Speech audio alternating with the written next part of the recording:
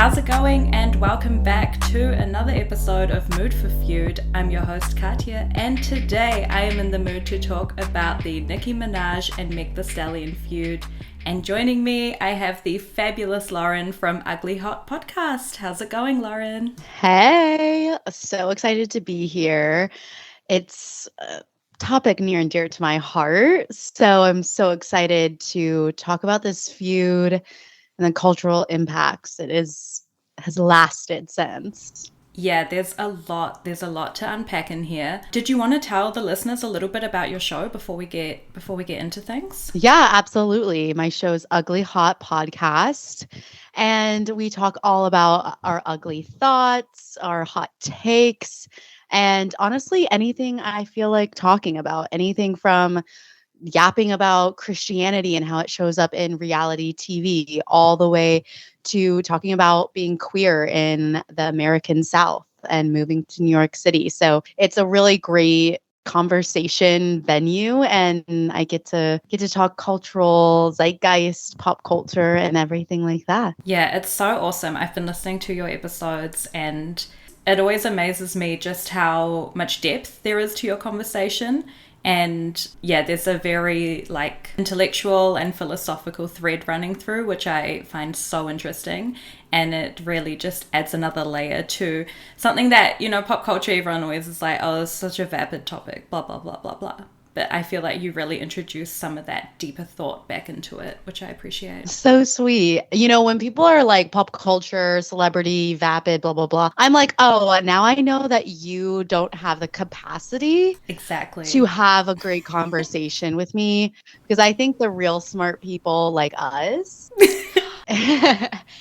they know how deep of an intellectual and social analytical perspective and lens that you can have on it, just like feuds, how much of it is just projection of our own values and societal conversations about what we value in our own interpersonal conflict. Yeah, exactly. And the more feuds I cover, the more I realize that the third person in every single feud is the internet. Because half the time, these people aren't even in physical vicinity of one another when shit goes down. And it's even just that, having a digital actor that's part of all this, I think it adds another layer of complexity and everything. Exactly. Before we start, what made you pick this feud? You said it's near and dear to your heart. I'd love to know more about that. I think it's near and dear to my heart because I love female rappers. I love Nicki Minaj from a artistic point of view. And I love Meg the Stallion as well, from just her story and everything she stands for. And I am if you're just going to hate on somebody because you're a misogynist or you're a racist or blah, blah, blah, I'm going to stand way harder for her than I would even just normally, because the hate that Meg the Stallion gets is so unfounded. It's insane. Mm-hmm. I truly, I understand people are racist and they're misogynistic, but I still don't understand where it comes from. I'm she is just such a lovely person. We haven't really seen her do anything quote unquote bad. And it's just how are there still people and men and I don't know, even other women that are just dogging on her for no reason? I mean, and Nicki, it's one of those hubris, Greek tragedies. She was such an icon. You know what I mean? Yeah. And it's just so fascinating to watch her ruin her own legacy, I guess. Yeah, she really is. She is like that because she was just on top of the game for so long. And even writing this up, I was reflecting because, growing up in the 2010s, Nicki Minaj was a massive cultural player in that field. And I just always think she gave us so much, so much of my pop culture knowledge, you can kind of trace absolutely. a link back to Nicki Minaj. She was one of the apex predators at the time.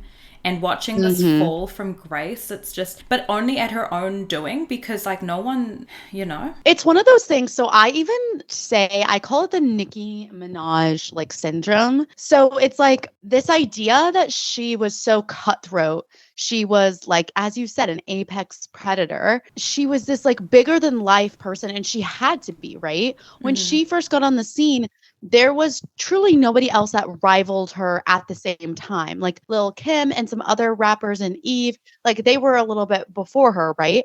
But she gets on the scene and she really did have to be cutthroat. She had to be unforgiving, unrelentless. And I have no judgment for that at the beginning. Yeah. But the problem is that she created this persona and this personality and these like trauma response, right? But she held on to it even when it was no longer necessary. And like I hate to say it, but it's like when you see like a dog or like be really upset and mad because they've been on the street and then they get adopted and you're like, hey, you're not in danger anymore. And it's like still like showing all this aggression. It's like, hey, you don't need to do that. It takes so long for them to realize that they no longer have to be so aggressive. And Nicki Minaj, like that's how you see her, is that she keeps cutting down all these other women in rap. And it's like there is actual room and appetite for more than one rap woman and like icon. And she just doesn't understand that. And I do think we do see that type of syndrome in a lot of older women that are in like really successful fields, that they had to try really hard to get to the top. And then they close the door behind them because for a while in their career, they had to. But it's like, hey, the world has changed. You no longer have to do that. They have to unlearn that like survival tactic. So it's just fascinating. Oh my gosh, that's so well put. And you're right, this is like something that shows up in so many different fields. That's why everyone always talks about their biggest bully at work is the 50-year-old female manager. Yeah. And all these things. It shows up everywhere. And it is about like unlearning that kind of, you're not in danger anymore. Like you've made it and now the time is to uplift others so that actually we can like take up more space in this area as well. So I thought we would start, usually in this pod we'll go through like people's backgrounds. Obviously everyone knows who these people are, so I've kind of tried to focus more on how they came into their fame. So I thought we'd start with Nicki Minaj. She was born Onika Tanya Miraj on December 8th, 1982, and this makes her a Sagittarius.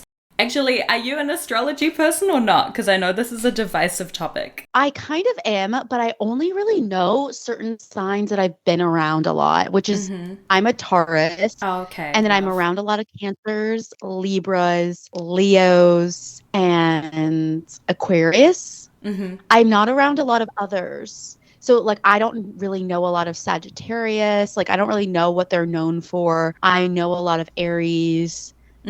So outside of that, I'm like, I don't know. I don't know how they like interact with the world that much. What about you? So I'm a Capricorn, earth sign, and my sister's a Sagittarius. So I feel like I have a lot of experience with that. And she has 2 kids and they're both also Sagittarius. So now I have this conspiracy that she's building a Sagittarius army in the family so they can all take over.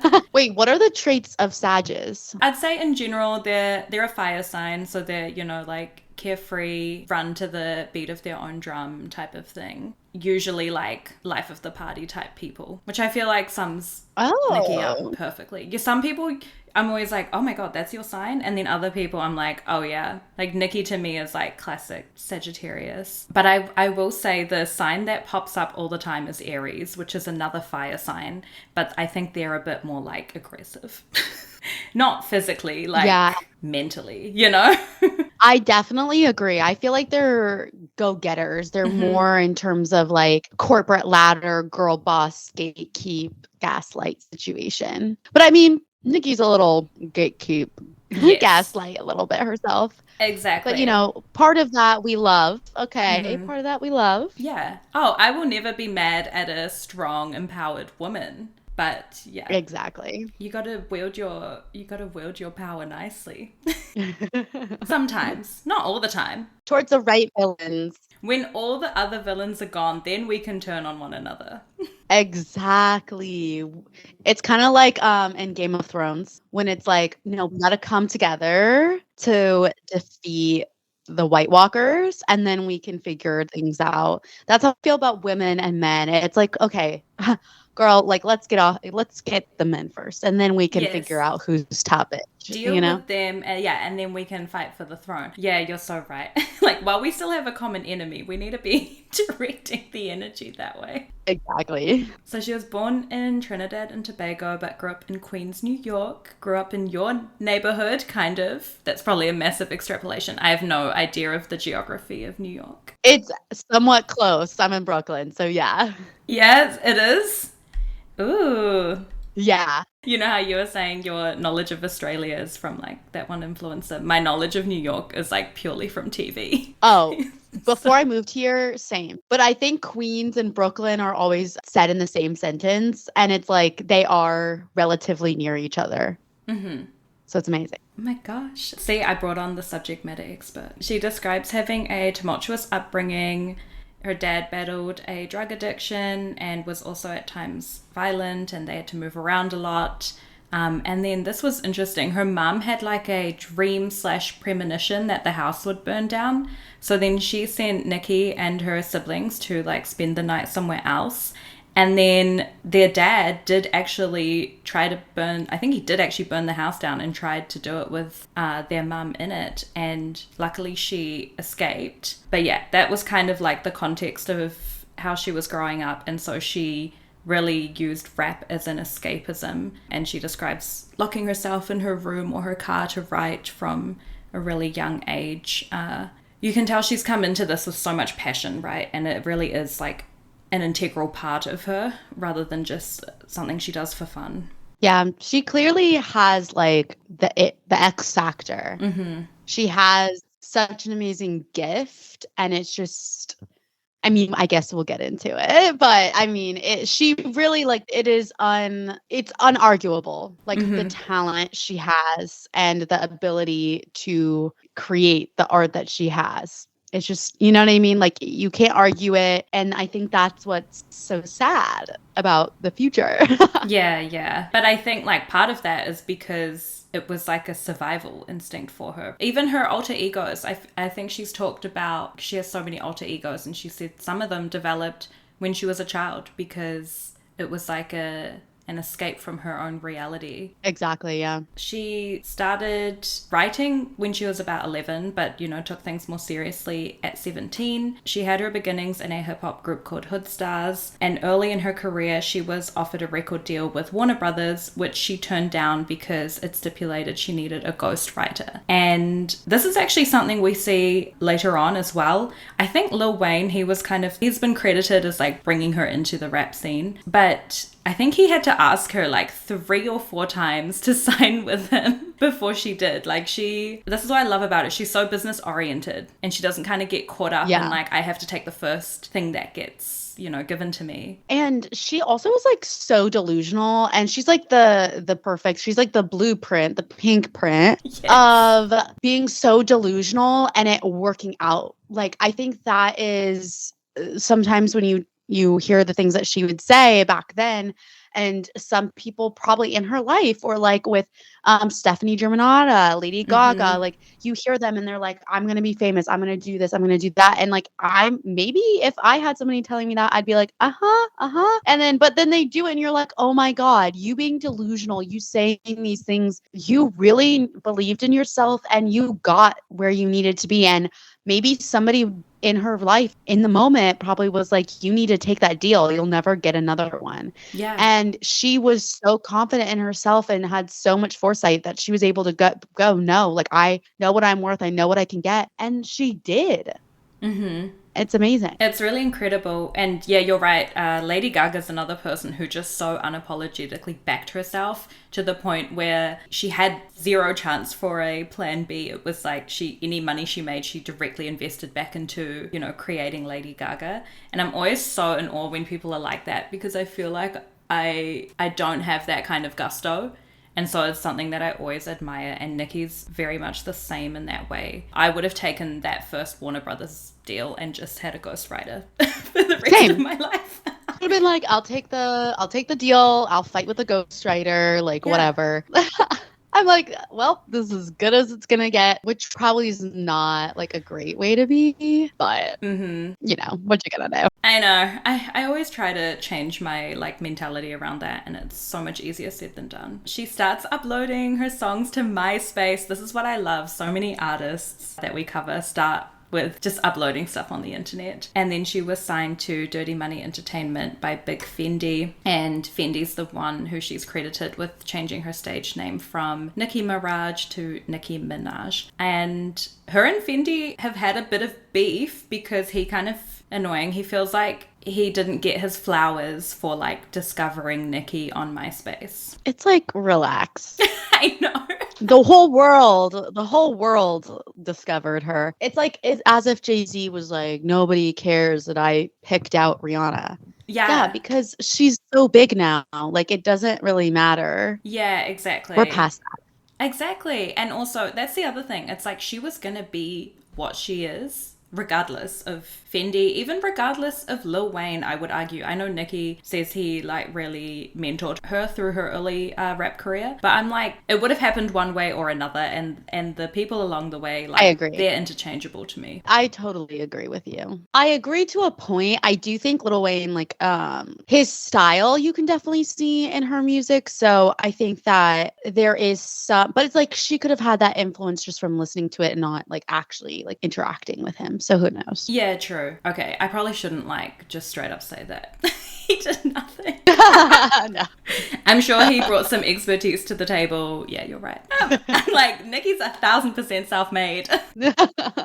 So Lil Wayne ends up contacting Nicki and signing her after multiple attempts to his label Young Money. And she's the first woman rapper to be signed. That just tells you everything. And shortly after, in August 2010, is when she does her verse on Kanye's song Monster. And this is like a massive turning point for her, because before she's even released an album, everyone's like, oh, she's serious. Like, she's one to watch. And I love that verse so much. It's just crazy to think about all of like her just impact of that realm. Like, it was inescapable. She was everyone's like inspiration, everyone's Instagram caption, everybody's tweet, like everything that she put out was so iconic and such a vibe. Like, everyone wanted to have her energy that she brought. Everyone wanted to like bottle like all the confidence that she brought into her music. It's just, I don't know. It was just, there was definitely magic in a bottle with her. Yeah, absolutely. And even just the ability to, as a fairly fresh artist, hop on a track with Kanye West, Jay-Z, Rick Ross, and come out and have everyone saying that your verse was by far the best, or that was the best part of the entire song. That's crazy work. Very, very amazing stuff. Also, I think she's quite unique as well, as like another thing. She's got one of those voices where the second you hear it, you know it's her. Exactly. I was just thinking that too. Like, no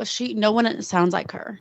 No one's able to, I mean, not counting the past couple years, up until like 2021, she was like, no one could just deliver a verse the way that she could. I think that's one of the reasons. I would say like 90% of her arrogance was totally justified. Yeah, absolutely. Yeah, she's the best. I mean, I think to this day she's still the like top selling women rapper by like a landslide as well. So November 2010, she debuts her album Pink Friday, and it goes to platinum. And then in 2011, she releases Super Bass as part of the Pink Friday Deluxe Edition. I was shook that Super Bass was not on the original album. Yeah, but I'm not gonna lie, I think maybe because I heard it so many times, like it's not my favorite. I think it's only because I've just heard it so many times that I'm like, the TJ Maxification of this song cannot be emphasized. But I understand that it is an iconic song, that it is so talented, but I'm sad that the magic got overused for me, I guess. For sure. I guess I was more surprised in the sense that this is really the song that made her a household name. I would argue. Yeah, Like, this is the one that now for sure. your mum knows who Nicki Minaj is, you know? And it's wild to me that it wasn't on the debut. That always happens though. Like the ones that in the studio they're earmarking, like this will be the one that everyone loves. 9 out of 10 times it ends up being some weird one that they were about to not even release. Yeah. All right, what are your honest opinions on Nicki? We've kind of gone over it a bit, but just to sum up, I guess. Here's my thing with Nicki Minaj is that she is a necessary evil. Do I think that's an icon? It's like similar feelings that I have for Kanye West. I think that they're both musical geniuses. I think that they had gorgeous art that they have released and had such a big impact. But I can also realize that on a personal level, they are very shitty people. They've really hurt a lot of people and they are supporting a lot of other terrible people with real impact towards women. I mean, Kanye with his anti-Semitism, like it does not like it's just sad to see such cultural icons and people that had such a great impact on music and furthered, you know, the conversation and the art form turn into just ruin their own legacies. And it's just sad to see Nicki tear down other women, especially, you know, other Black women or other minority women that like they have so much trouble already with the public eye, and then her to continue that and make it worse. It's just so sad to see. And I think I can like understand that like there was such a great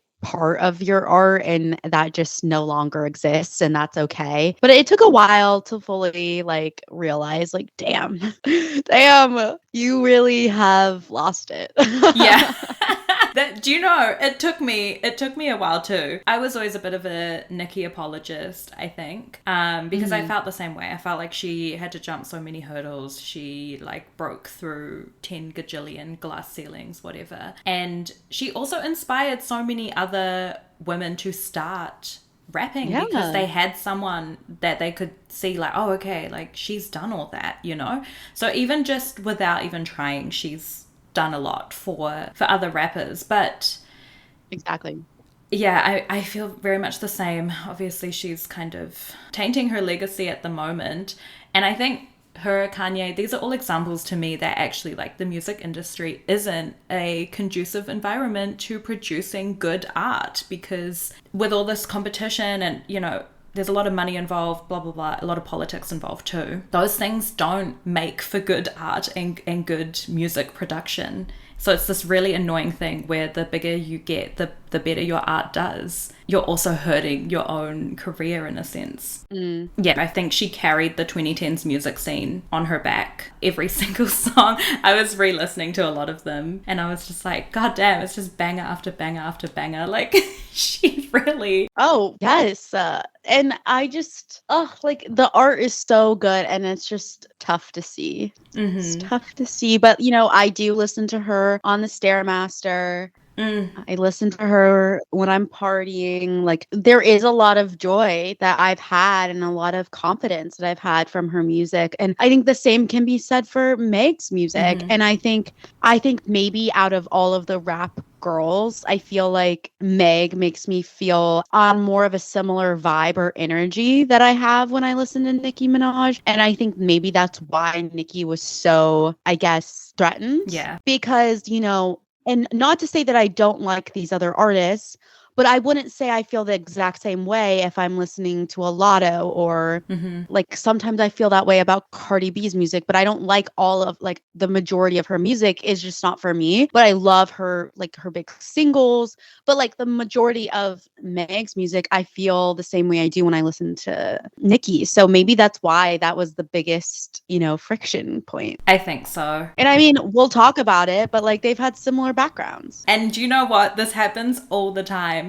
when I cover a feud, is that you go into their backgrounds and they've had like wildly similar experiences. And on paper, they're probably the only people that can relate to one another. And it's like, you'd almost think you guys should go grab a drink and like hang out. But it always ends up like this. I need to listen to your Mood for Feud episode for Bad Baby and Alabama Barker, because I know a lot about pop culture, but this has just been in like such a periphery of mine. It's such a blind spot for me because, first of all, I thought it was Bad Babby for the longest time. You're not the only And one. then I just want to say that. oh, okay, good. Because I was like so confused. And then also, I'm like, who cares about these girls? Like, I just got so confused. And all of a sudden, my entire TikTok For You page, people were coming up to me, my friends, talking about it. I'm like, you never know anything about pop culture. Why all of a sudden do you care about this random beef? And then they're like, well, how do you not know? And I'm like, maybe I should. I guess I just never occurred to me to care. And then now I'm like, well, everybody else is talking about it. And I saw you had an episode on that. And I'm like, I keep telling myself to listen to it. I need to, because I need you and your great episodes to explain to me what is going on.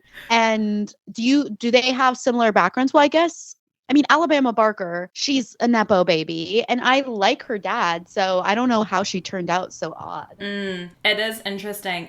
You know, it's Not to completely derail. No, that's so fine. God, you touched on so many points where I'm like, yes, yes, yes. So I was in the exact same boat. I knew who they were just from the very surface level of what it was, but then it just kept coming up. And whenever there's like a big feud that everyone's talking about, I'm kind of like, okay, well, I guess as the like feud person, I have to jump on this now. And then I fully got sucked in as I was looking into it, and now I'm like right there with everybody else, like, oh my gosh, what's happening next? They're definitely similar in the sense I feel like they both get hit with the same criticism, you know, of appropriation. Yeah. Which is, again, like an interesting tension between them. And there is that kind of overlap, but they're almost like polar opposites in how they came up, because Danielle, Bad Baby, you know, she really started from nothing. She essentially made her own fame by capitalizing on her viral moment, which I would almost argue that she's one of the first people to actually do that. Whereas now that's like standard, right? If you have 5 seconds of internet fame, you have to like quickly release a podcast or jump on a reality TV show or like do something with that. I would say she's one of the first who actually did that, and she was 13. And, you know, Dr. Phil, enemy of the pod, but... Oh, enemy of my heart. Okay. Enemy in my heart. Sorry. I'll bring it back to Nicki now. She's also had controversies around appropriation. Speaking of all that, she's been criticized for appropriating a lot of Southeast Asian culture. She's obviously had a lot of feuds with other artists. She's very outspoken. I added Miley Cyrus in there because that's one of my favorite Nicki moments. And she's like, Miley, what's good? I always thought that was like, they planned that. I'm pretty sure they probably maybe did. Well, I don't know, because I feel like Miley talked about it and was like, you know, it was like the press that did that. But I don't know if they necessarily, I don't think they actually had like bad feelings towards one another. I don't know. That always like confused me because it felt so fake, but I was like, maybe it's not. I don't know. It felt like they were just like riffing for fun. I'm the wrong person to make that judgment call because I'm notorious for like accidentally pissing people off because I'm thinking that we're like bantering. And meanwhile, the other person's just getting like extremely offended and pissed off with me. It's so funny because people act like they want to like joke around, and then the second you joke, it's like, oh, it's not funny anymore. I'm like, oh, my bad. No, that's so true. And I will say, I am someone, I can take it. Like, at least, you know, you can come for me and I'm usually going to find it really funny. Anyway, that's a personal problem.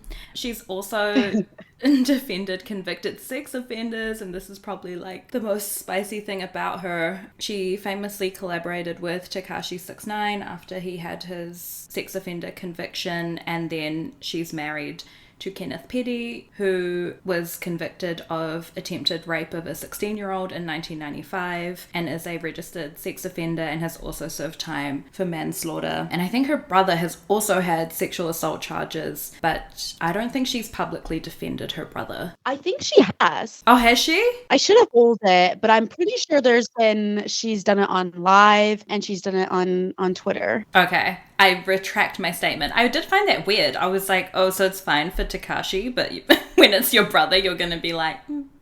They're so odd. Like, I don't know. Nicki really confuses me because she's like has said some other stuff about like protect women, and then people are like, "Hello, like, what are you saying?" And of course, she just gets mad and she like ends Instagram live or whatever. When she went to Kai Cenat's Twitch stream or something, that was interesting. I haven't seen it. Oh my gosh, you know, my friend listening to this is going to be like, "What?" I went out for dinner with a friend last night, and she was like, you have to watch the Twitch stream before you do your episode. And I was like, oh, I will for sure. And then I didn't. Just search it on TikTok because they'll have the clips that are most interesting. Okay. Yeah, that's a good way to go about it. Yeah, it is frustrating because also, like, I pulled one of her Instagram comments where she was defending Kenneth, and she's like, he was 15, she was 16 in a relationship, but go off internet, you can't run my life, you can't even run your own life, thank you, boo.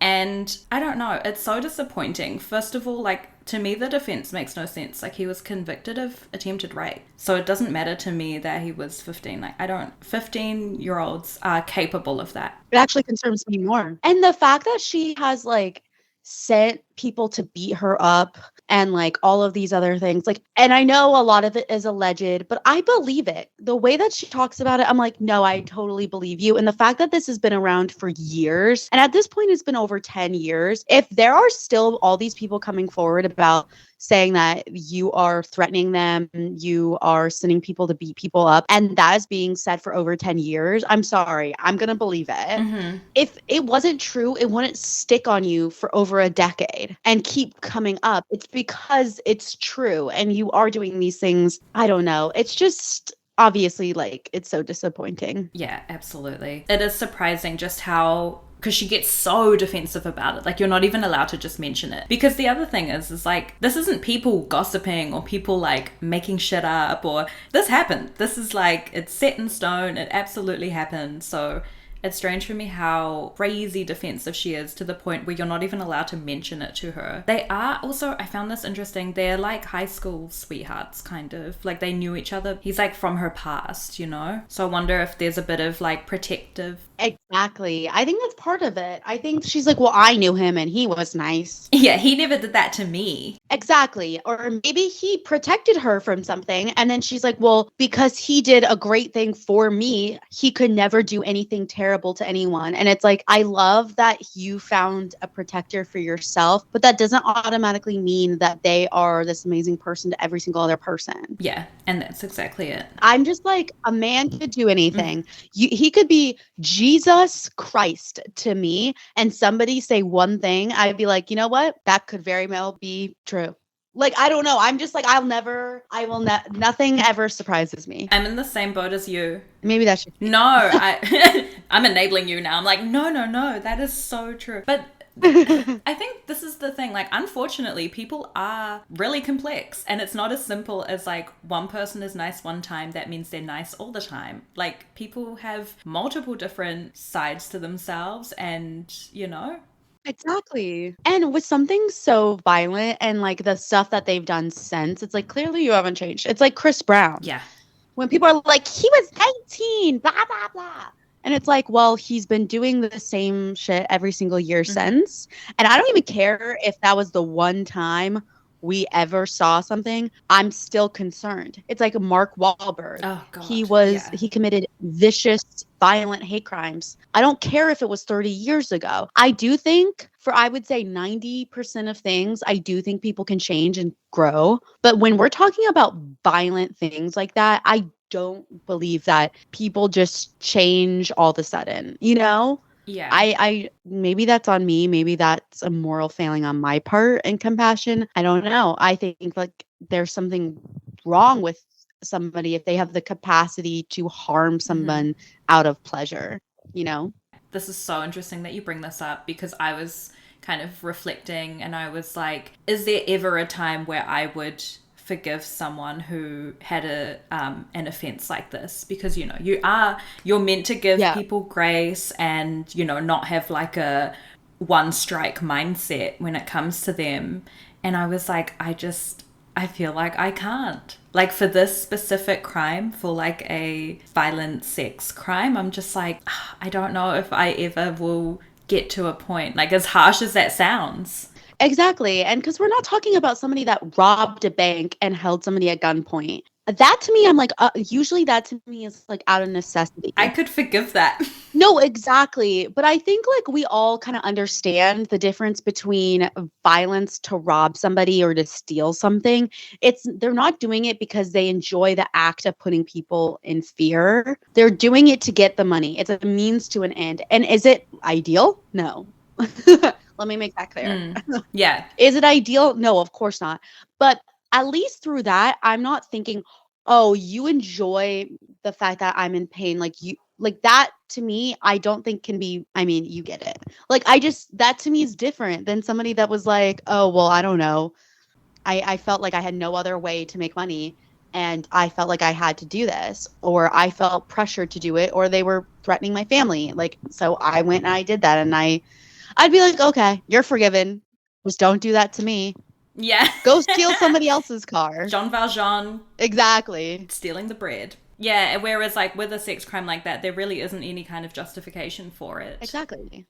Okay, should we talk about Meg the Stallion? Yes. So Megan Javon Ruth Pete, she was born Feb 15, 1995. This makes her an Aquarius, and again, I feel like this makes so much sense to me because I have a lot of Aquarius friends as well. And I feel like in my life, they're always really the like driven ones and they achieve a lot of things, but they do it in like their own style. Exactly. She was born in San Antonio, Texas and grew up in Houston. And her dad was incarcerated till she was 8, but after he was released, him and Megan became super close. She said that he was like her best friend. And then he tragically passed away when she was just 15, which is so, so sad.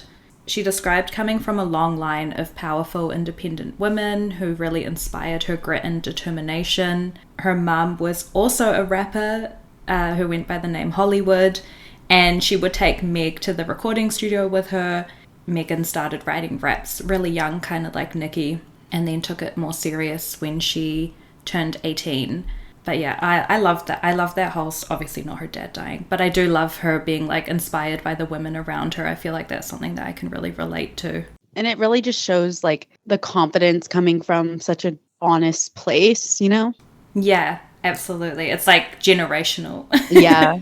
Generational confidence that's been handed down. Her name is inspired by a term from the South for tall women who look good and are referred to as stallions. I didn't know that this is a thing.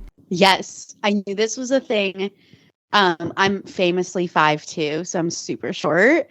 But I've always been like wanted to be really tall, and I've always like, because like I'm from the South, I'm from Florida, so like I'm very used to that terminology, and I'm just like, ugh, if only I could be tall and elegant and gorgeous. But I guess I'd just be short and gorgeous, you know. What can you do? Yeah. We make do. We make do with the cards dealt. I'm 5'4", so I'm a bit taller than you, but yeah. No one's calling me a stallion. I know, and everybody lies to me and says, "Oh, well, you give tall girl energy," and I'm like, "Uh-huh, for sure." People say that to me. They're like, "You act tall." And I'm like, "What is acting small like?" Like, oh my God, I'm so tiny. Like, I'm Sabrina Carpenter. I'm so petite. Like, I don't know what that means. I could fit in your shoebox because I'm just so itty bitty and small. I know. I'm like, okay, well, I act tall. I don't know. I don't know, girl. I don't know what that means. But I'm like, okay, well, you can lie to me, I guess. You know, it's probably because you don't wear your jumper sleeves, like, hanging over your hands. Exactly. I'm not an Ariana Grande. Another cool thing about Megan, she attended university and graduated with a Bachelor of Science in Health Administration in 2021. As she says, real smart girl shit.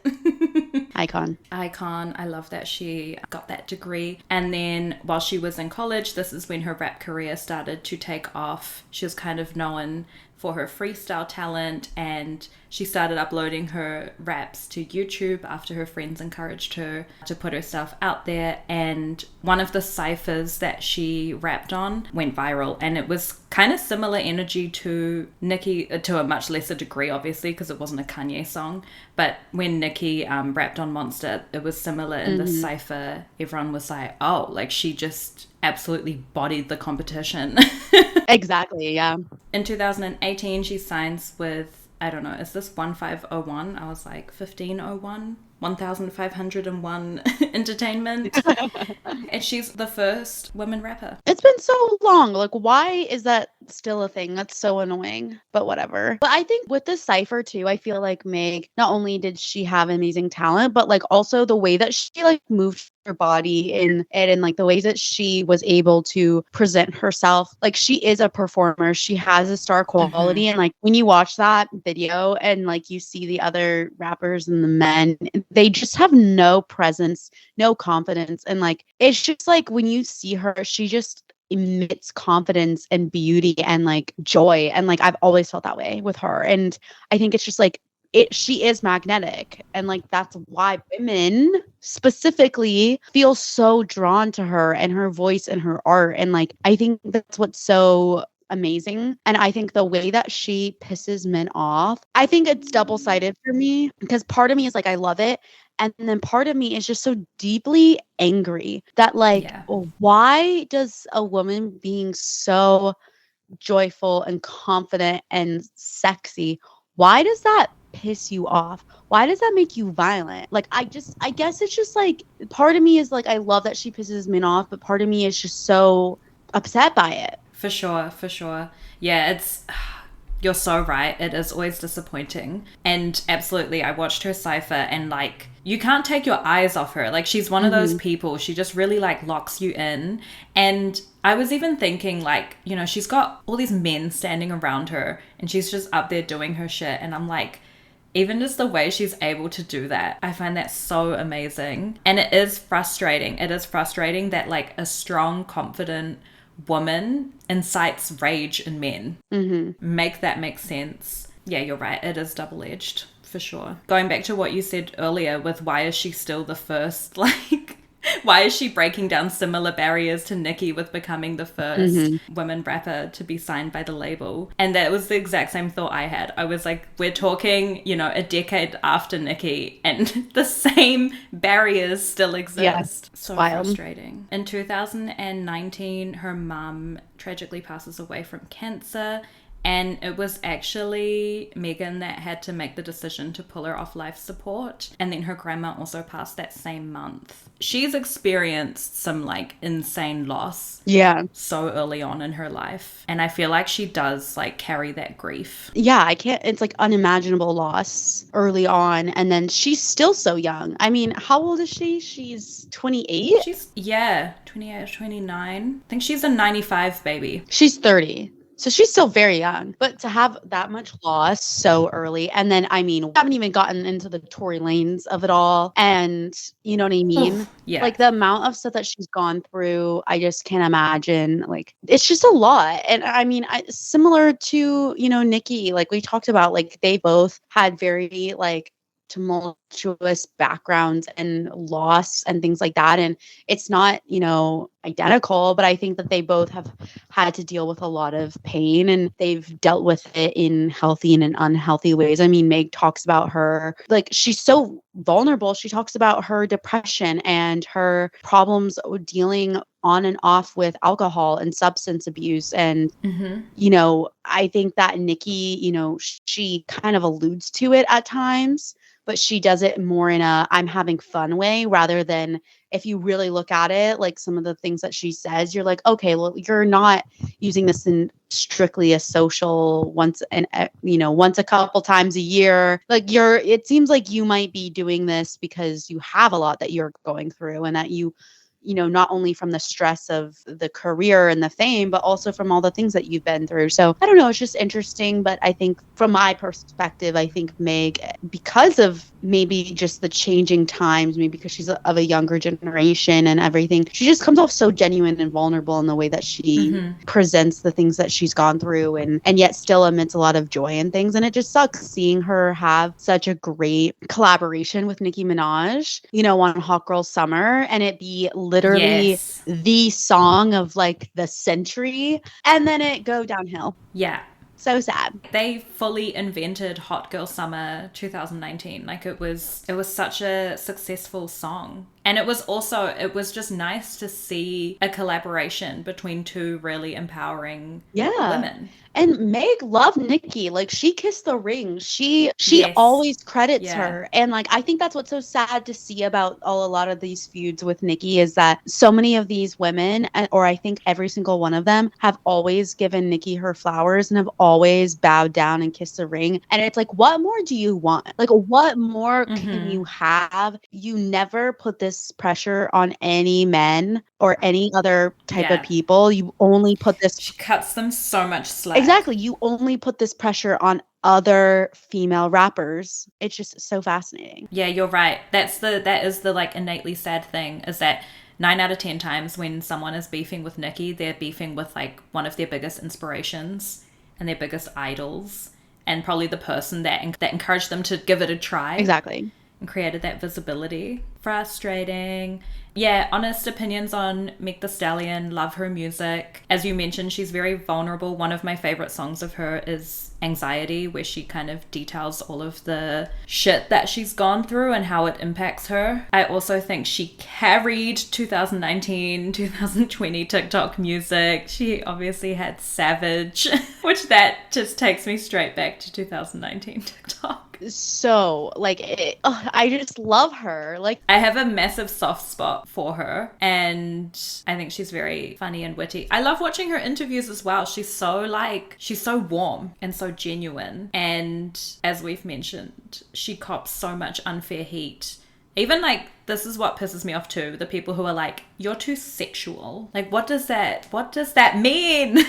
And I mean, we'll get into it with like talking about, you know, her collab with Cardi and WAP. And there were so many men that were like, I don't like it. And I'm like, oh, but you like Lil Wayne. You like all of these songs that are only about sex that are very bad. And then you hear women talking about something that is positive. That means that they're having a good time, that they're being pleasured, that they're in the moment. And like, you're so upset. And like, do I listen to WAP all the time? Am I always in the mood to listen to it? No. But when I do the dance, I loved it. I loved watching women talk freely and joyfully, and like, not to be so cringy and like corny, but I think that was one of the best parts of the song. Was it was about being happy and having pleasure, and like, it wasn't just about being in love or intimacy or this or that. It was like, I'm having fun, I'm having a good time, and it's about being. Do you know what I'm saying? Yeah. I think sometimes when there's songs about sex and about it, sometimes it's a little serious, sometimes it's a little, you know, pony, which is fine. But like, this was like upbeat. It was like, yeah, let's go, let's party, let's like, I don't know. I think it was just like a really great take. And it was just so sad that like, it was like, of course, men are like, instead of being like, yeah, I want that for my girl, I want her to talk like that when she's talking about us. No, of course not. Of course not. Yeah. And of course, Nicki, Pick Me, Minaj. Yeah, absolutely. Absolutely. I feel the same way. I loved Where's Pussy. I love that song so much. I love that it had its whole moment. You know, it was being overplayed for sure, but for some reason I was okay with that. You're right. It's a song that's really just about sex and having fun. And it is like, sex is fun. Like, and it's meant to be. That's how you know you're having good sex. And why was that so offensive to people? I will never understand. Wild. It's like Sabrina Carpenter and like, you know, and people being like, this is so degrading. And like, don't get me wrong, you're never gonna see me with two men, okay? But like, guys, everybody's becoming way too conservative and so sex averse. It's crazy. And it's like that with WAP and with Cardi B and Meg Thee Stallion. They're just like, I hate this. This is so obscene. It's like, you know, I like women, but like, this is too far. Yeah. And I'm like, you know what? I really don't care. Macaroni in a pot. Okay. Yes. Which I was like, that's a reference to the Vine, surely, right? This is what good pussy sounds like. Yes, exactly. Like, for a while, my Twitter handle was macaroni in a pot, because like, I was just so obsessed. And like, what is that other lyric? It's like, I don't cook, I don't clean, but I still got that ring. Yeah. I'm like, that is so real. And it was just about like, that's what men hated about it. And even some women did not like it. And it's just like, you're just upset that like, they're talking about having fun. and they didn't have to work for it. Yeah. Like, y'all are just mad. Stay mad. Yeah. And this is where perfectly, if Nicki wasn't being so annoying during this time, we could just quote Nicki Minaj. What's she gonna do? Yeah. So this WAP collab, people were kind of holding their breath with it a bit because obviously Cardi B and Nicki have been in an ongoing feud, which is probably going to start kicking off again because I saw that Kanye tweeted that Cardi's the new Nicki, and I was like, cool. Awesome. We didn't ask, but anyway, thank you. Right. And obviously Meg had done Hot Girl Summer the year previously. And this is also annoying. People were like, oh, she's playing both sides. Like, she couldn't just pick a side. She had to try and get a big song with both of them. And I'm like, is this high school? Why would their animosity impact her? Like, why does that have anything to do with her? And I think they weren't in active beef at the time. From what I remember is that they weren't like currently shading each other. It had kind of died down. It's not like what it became for Meg and Nicki, where it was like, oh, you have to like guard the grave of your mom. Like, it's not that level. You guys are just shading each other. That's not the same level of beef, in my opinion, you know? Yeah, definitely. When did Cardi throw her shoe at Nicki? I feel like that was the peak of their beef. I can't remember when exactly that happened. Oh my gosh. I forget when that happened. I honestly forgot like when that happened. Yeah, me too. I can't remember the year, but I feel like that was the pinnacle of these two, which that's not funny. You know, I don't condone people, blah, blah, blah, blah, blah. That all being said, but my God, Cardi B is quick to throw the shoe when she feels threatened. I know. She like learned from the guy that threw the shoe at George Bush. You know, that guy every year is like on Twitter, like that was me. Yes. And I'm like, icon. Yeah. That's where Cardi learned it. You know what I mean? Exactly. And I am from a culture where, like, if you talk shit, your nana's taking her shoe off. Mm-hmm. You know? Yeah. So I don't know. To me, I'm always like, that's what shoes are for. Yeah. So people were kind of like, oh my gosh, Nicki, like, what's gonna happen? But she confirmed she had no hard feelings about the Whereas Pussy collab in the early stages. She said, you know, one of my favorite things about Meg is her desire to further her education, and she brings up how important it is for women to feel inspired, and she says where the focus is usually placed on their bodies or who they're dating at the time, Megan is the perfect example that we can have fun and be smart at the same time. Yeah, I mean, started out kosher. And then Megan also comments on it all, saying she didn't feel like she had to check with Nicki before collabing with Cardi B. Absolutely agree. And she says, my personal relationship with anybody doesn't affect what I choose to do as an artist, which it's like, yeah. And it shouldn't. Like, hello. Mm-hmm. And then we get to 2020, the Tory Lanez incident. Oh my gosh. Do you remember this happening in real time and like playing out? Like yesterday. Me too. So infuriating.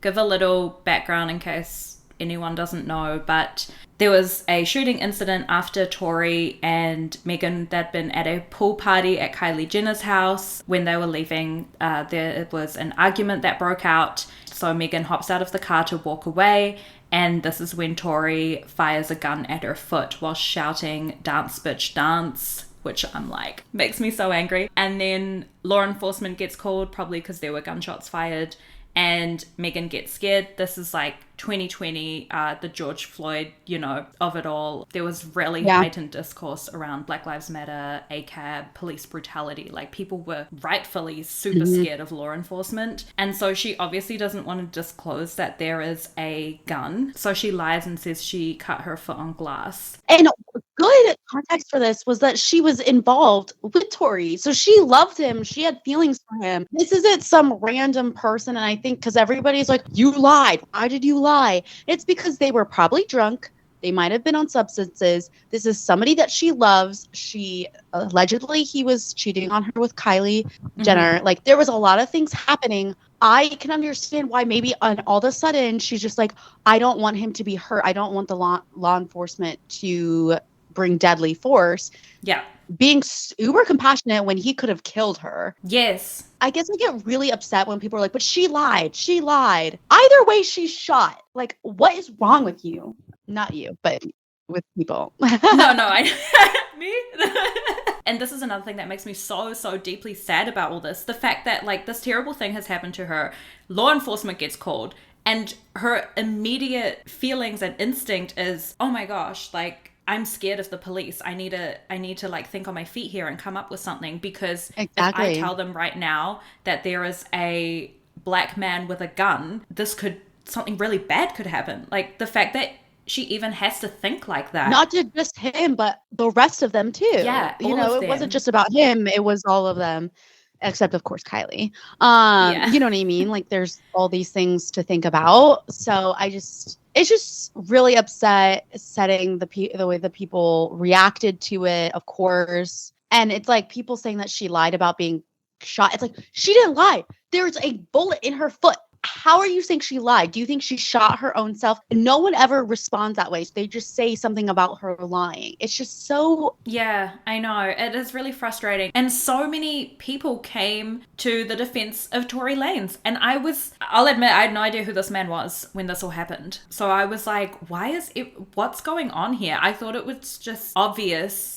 that this is what happened. Why would Megan have any reason to lie about this? And the amount of people who stood up for him and wrote into their music, Drake, another big enemy of the pod, you know, writing into his song, this bitch lying about getting shots, but she's still a stallion. And I'm just like, what do you mean? I don't know. I got really heated during all of this because there was so many people dogpiled on her for a terrible situation that she went through. Yeah, it's just so weird. And of course, Nicki doesn't support her, blah, blah, blah, because she's a pick-me. Yeah. And of course, she's always going to side with men. And it's just so annoying. Yeah. And Nicki, she holds a lot of grace for some of those men in the industry, you know, like Drake even. It is disappointing to see her be on the absolute wrong side of history there. Yeah. So frustrating. But I remember watching this in real time and I was so absolutely shocked because I was like, how is this happening? Like, how are we seriously gonna turn this around on her and be like, well, you lied to law enforcement, so you're obviously lying about the whole thing. It's just so crazy. Yeah, and there was also like switch up, like she initially said her and Tory weren't romantically involved, and then later in court she clarified that they were. So, and again, that's like withholding that information is not at all the same thing as lying about being shot. And then they always call out the inconsistencies with her but not him, and it's just like whatever. Anyway, back to Nicki. A very disappointing time to be on the internet. Meg does call people out who are rallying against her and says, you know, ready to boycott about shoes and clothes, but dogpile on a black woman when she says one of your homeboys abused her. And like, absolutely, that just sums it up. Yeah, the whole experience was very, very horrific for her, but thankfully, Tory was sentenced to 10 years in prison in 2023, and I was just so thankful that she got her justice, especially because 2022, we obviously had the Amber Heard and Johnny Depp shit show, and that was like another time where people really weren't believing women, and I was like, no, like, we cannot have another man, like, escape conviction. Oh, like, don't even get me started. That was so frustrating. Like, lifetime. That all happens in 2020. January 2021, Nicki unfollows Meg on Instagram. It's weird, the sentiment at the time is kind of like, oh, Nicki is jealous of the success of Wet Ass Pussy. And I'm like, I don't know. This is a long time after that. I actually think it was the Tory Lanez thing in my heart of hearts. I agree. And then shortly after, Megan also unfollows Nicki. At the time, no one really knows the exact reasoning for all of that. And then in September 2022 is when Nicki accuses Meg of encouraging her to drink when she was pregnant. And she says that they were at a party. She told Megan she didn't want to drink because there's a chance that she could be pregnant. And then Meg allegedly says to her, oh, well, you can always just go to a clinic for that. And then Nicki also reveals that she feels like Megan was using her and others for clout. So annoying. It's like Nicki Minaj, the amount of weirdos and freaks you hang out with. I can't even imagine the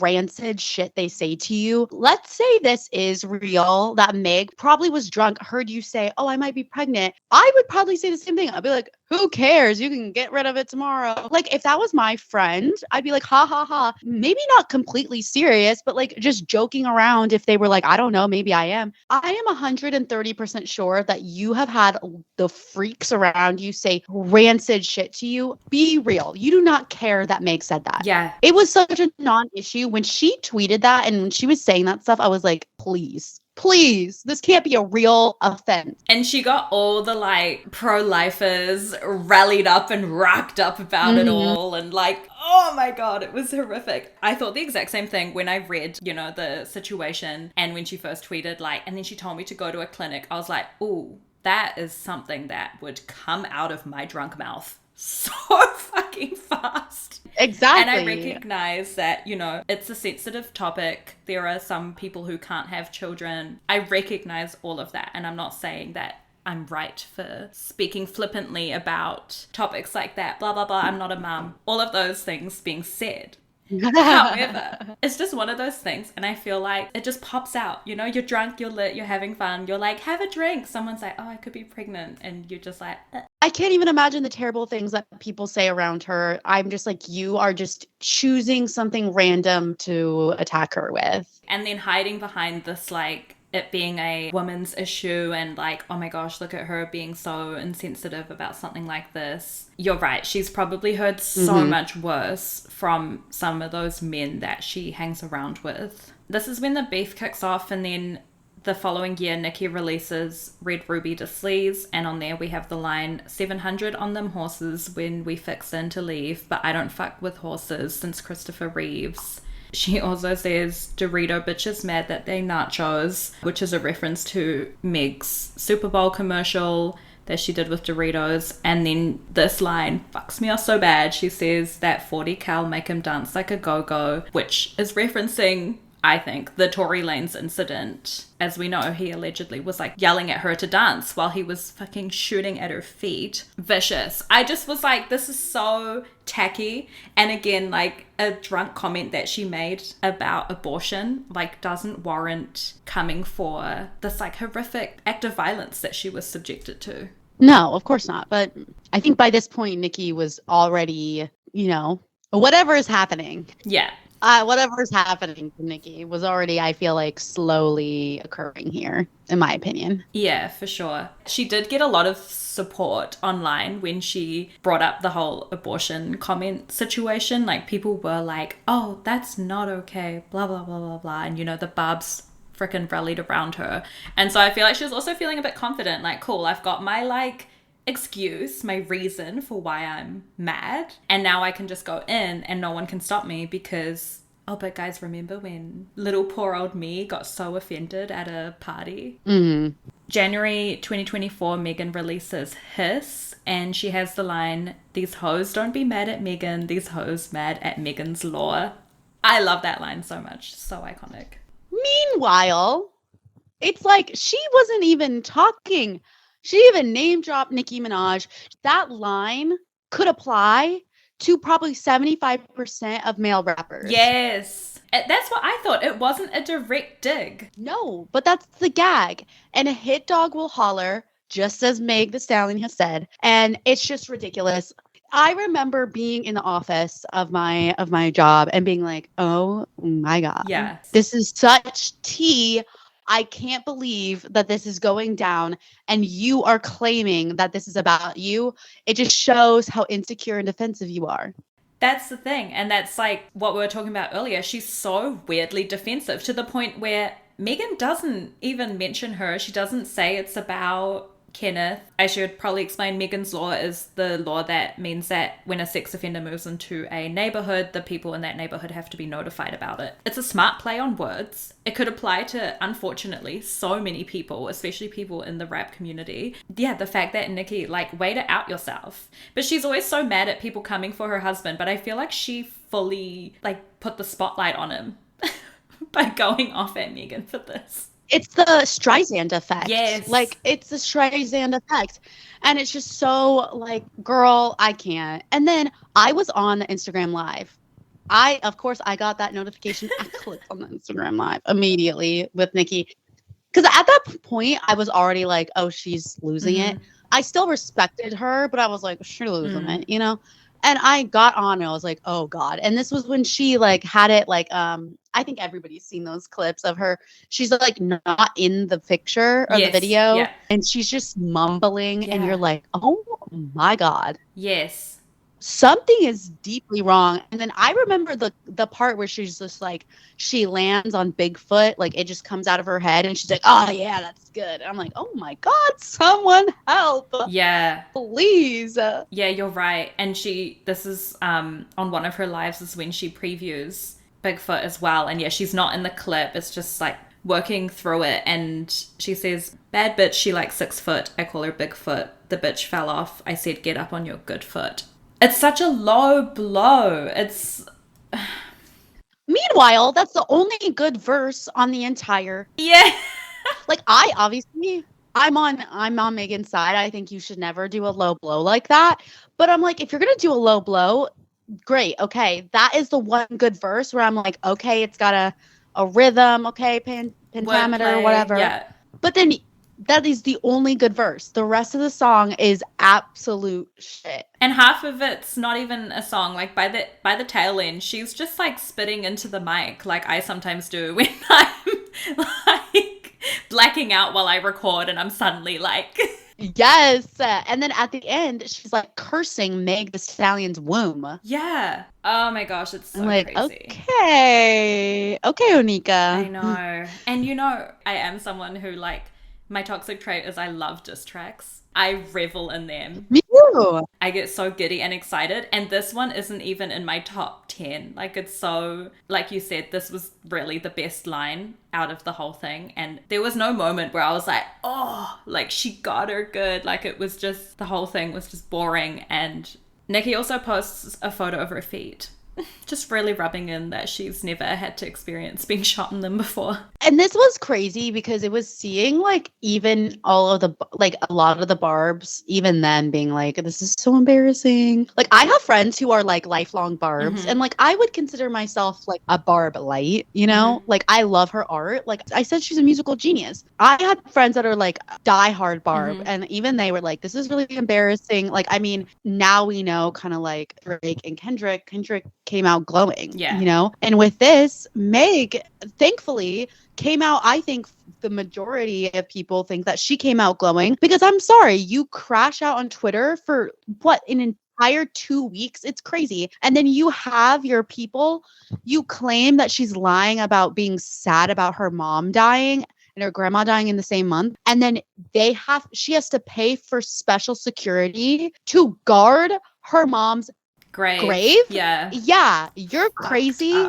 and psycho. And she was laughing about it on Instagram Live. That's not funny. And like somebody needed to like do something. No, I know. It was really horrific to see. And this is when like it was like nail in the coffin for me at this point because I'd been feeling a bit about Nicki anyway. And then seeing her like bring up Megan's mum and being like, you need to dig your dead mum back up and apologize to her because of how much of a little liar you are, and calling her out for bringing up, in Nicki's words, 30-year-old tea about her man. And I'm like, 30-year-old tea? Like, what do you mean tea? This is something that literally happened. Megan's not even running her mouth and gossiping. Like, this is... Also, she didn't bring up your husband. Mind you, she didn't name you. So annoying. And then she tried to like bring up random accusations like Megan sleeps around, Megan sleeps with people's boyfriends. It's like, no one's ever heard that rumor before.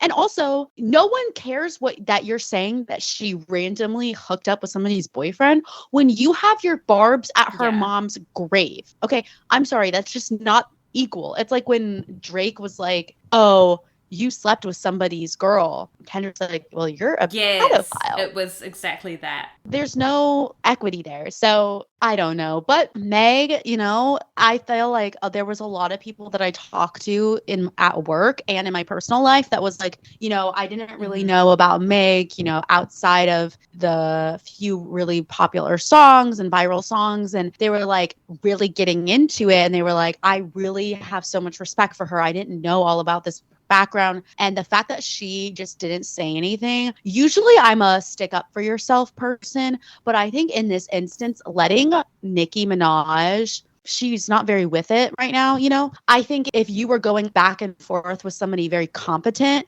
I'd be like, whatever, speak for yourself. But in this instance, I was like, yes, stay silent and watch Nicki go crazier and crazier and crash out and spiral because she has no one to come back at with her. There's no point arguing with somebody that's saying crazy things. And I think a lot of people really respected Meg. And she went on the Breakfast Club and I don't know if you remember this, but they were like, oh, do you have anything to say about certain things or certain people saying things about you? And she just said, all I'll say is a hit dog holler. And I'm like, exactly. I say that all the time. And I was like, yes. And that's all she said on the matter. And you know what? Guess who had the number one song and how she gained so many fans because of the way she handled the situation. And I just, obviously, I'm very passionate about it. I just am like, you know, when you're like just a fan of the way that somebody's carried themselves, like I'm just such a fan of her. And I just think that she has just really gone through so much and carried herself in a great way. And I'm so glad to see people have a chance in that feud to really see somebody that, you know, didn't stoop as low as Nicki. And I think that there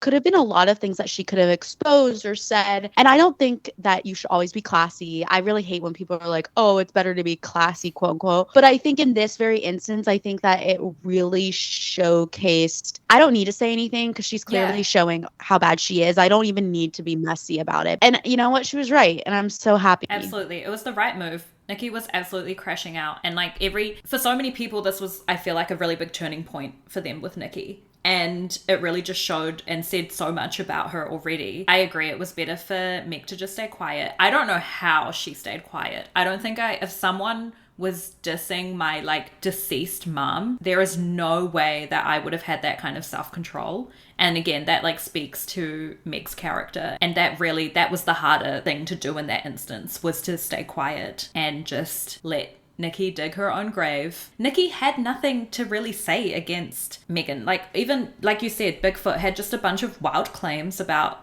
Meg sleeping around, and who cares? Like, that all of that was super slut-shamey anyway. And then she just starts spitting, like, straight up fiction, like that Megan's inappropriate with minors, and that Megan slept with her mom's boyfriend, and like all of these just weird, you know? It was clearly out of nowhere, and there was not anything of substance, and it's just like, girl, I'm tired. You know what I mean?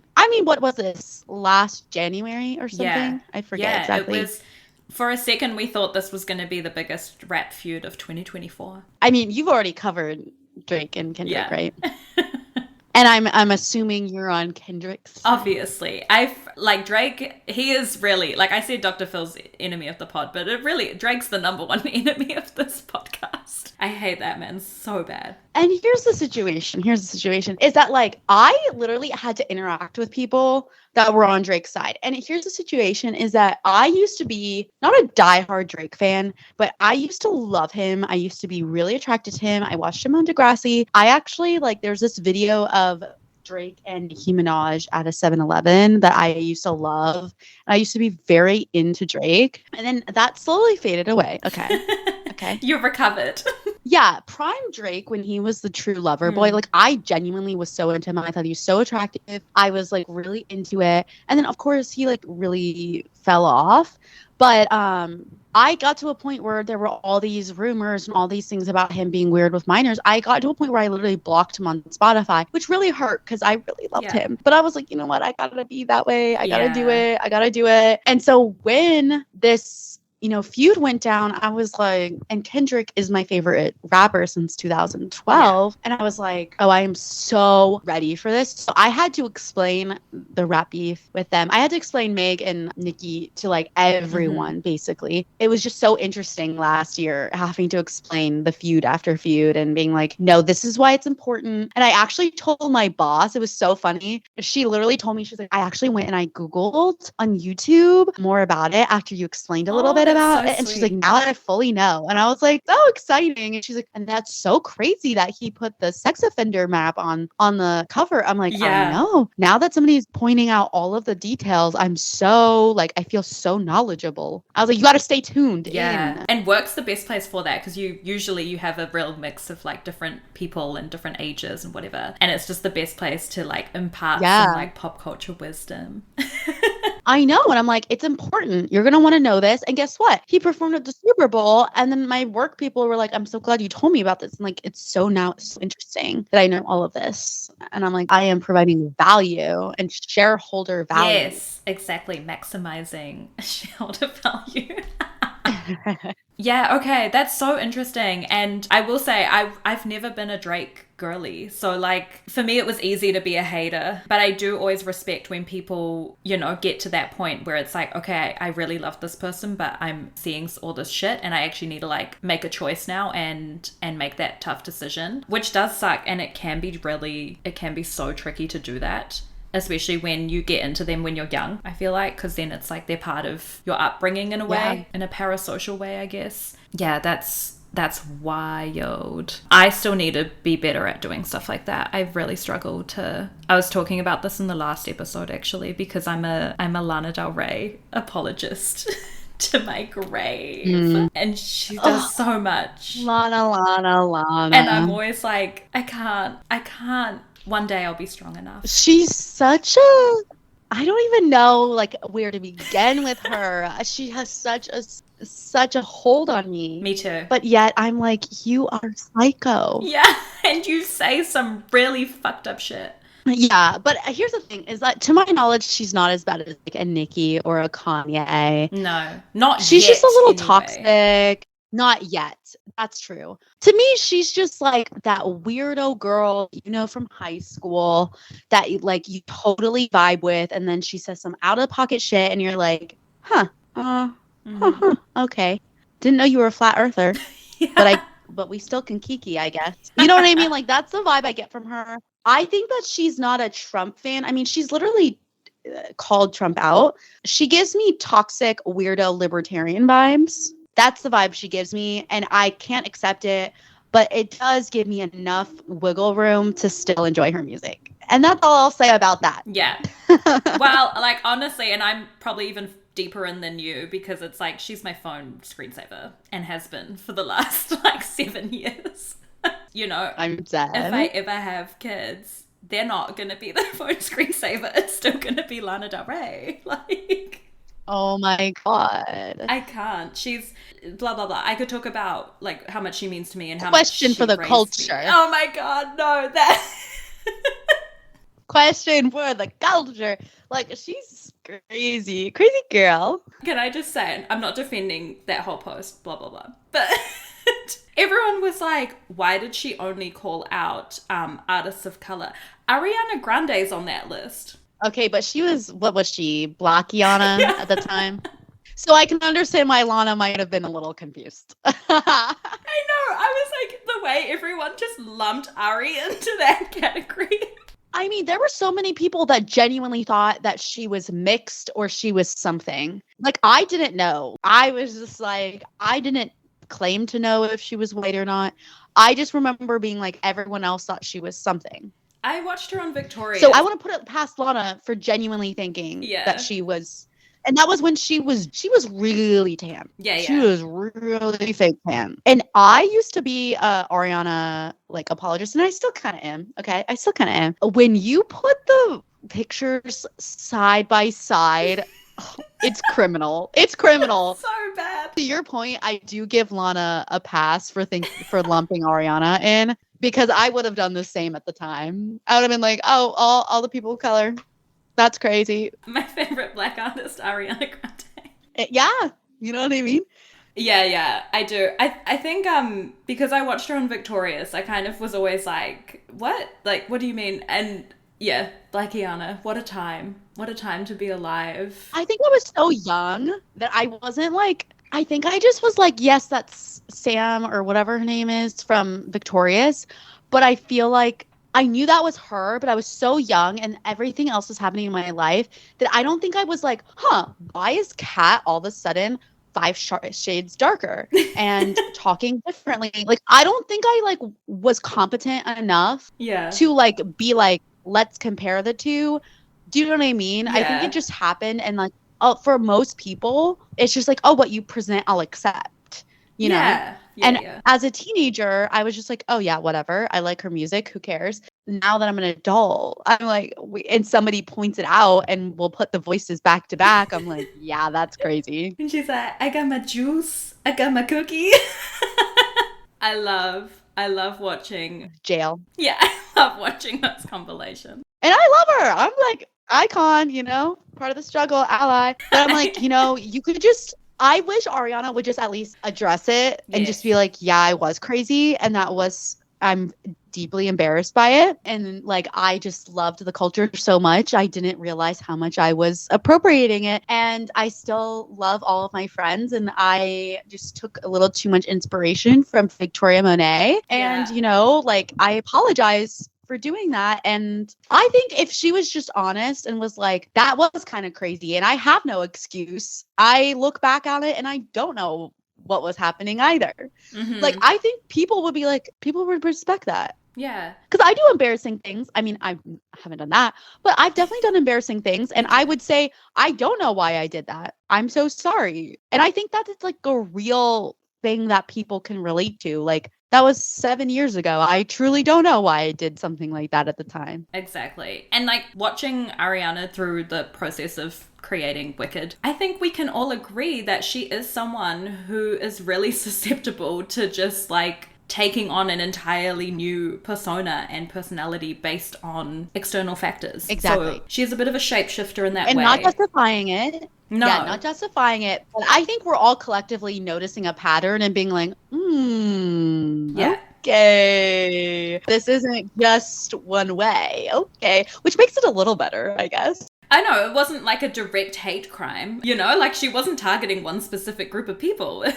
And this is coming from an Ariana defender. And I mean, we don't have to get into it, but like my hot take, and maybe you should come on the pod and we should get into it, is that I don't think the home wrecking things are real about her. I think people are just angry. And the wife of Ethan Slater has never once said that he cheated and has never once said that Ariana was a home wrecker. She just said that she's not a girl's girl. And she has had thousands of chances to say Ethan cheated on me and she hasn't. And the one time that Page Six tried to say that, she went and said, that's not true. I did not say that. I think y'all have got to relax. Y'all are lucky Ethan is still with us. Because if I was him, I would have jumped off the bridge by now. Y'all are crazy. But that's just my hot take that I'll leave you guys with. Oh my god, I love that. Yeah, no, you're so right. Justice for Ethan. Because the second that someone said SpongeBob shit about me, I would have been out of here. I do agree with that. But also, and if she did, that's his, I don't know. I'm always annoyed when people like unfairly bash the other woman and don't come for the man, It's like, that's one of my biggest pet peeves. Oh my gosh, I would love to come on Ugly Hot and air out all of my ugly hot thoughts. Yes. You got to start writing them down and we'll go back to back. Okay, yeah, I'll get out my, what's it called? Like a scroll and just documenting. Yes. Like Eloise at the plaza. Yeah. All right. I'm so sorry for derailing that, but I love talking pop culture with you because you have such interesting thoughts on everything. What are your final thoughts on the Nicki and Meg feud? Justice for Meg. Love her down. So excited for everything that she's doing. She just said that she wanted to do a collab with Doechii, which I'm so excited because I've been loving Doechii since 2020. I love Meg too. Yeah. I think that they would do an amazing, amazing collab. And I'm ready for it to just break so many boundaries. So I'm so excited for her. Nicki needs help. Yes. That's my final. Absolutely. Agree with everything you just said. Yeah, Nicki needs some help. I'm disappointed to this day that she has ended up in this place. I go back and forth on the sentiment that if you're a woman, once you're successful, you have to dedicate your life to making other women successful too. I always flip-flop on that sentiment because I'm like, part of me is like, yes, because we need to empower and uplift, blah, blah, blah. And then the other part of me is like, but why can't men do the work as well and make space, blah, blah, blah. I am disappointed, however, though. I feel like she could have been so much more. Like she could have really been mother, Yeah, and you don't have to actively work against, like, you don't have to go out and advocate for every single person that you see as being wronged, but like you also don't have to actively be carrying the pitchfork. The thing. Yeah, and that's the thing, because she already does a lot for people just by being in that space. But yeah, it's when she's like actively fighting against that, it's like, what the fuck's going on here? I love Megan too. I'm so excited if she does collab with Doechii. I love Doechii. And yeah, justice for Meg and fuck Tory Lanez. Yeah, heavy. Heavy on that. Thank you so much for coming on my show. I've loved talking to you. Please let everybody know where they can find you. Yes, you can find Ugly Hot on anywhere you stream your podcasts, but you can also find me at Ugly Hot Pod on Instagram and on TikTok for a little bit more off the cuff takes and things like that. Would love to see you there. We have a good time and we talk all about feuds, drama, online discourse. We talk about New York City life, things like that. So it's always a really great time. And I'm so excited to have you on and talk about your hot take. Yes, would absolutely love to. Thank you so much. Don't forget to rate and review the podcast if you enjoy the show. And please feel free to leave a written review or comment. I love my words of affirmation. And you can connect with me on socials at Mood for Feud. I hope everyone is crushing their goals this week. And of course, keeping out of trouble. Don't get into any feuds. And I will talk to you all next week. Bye.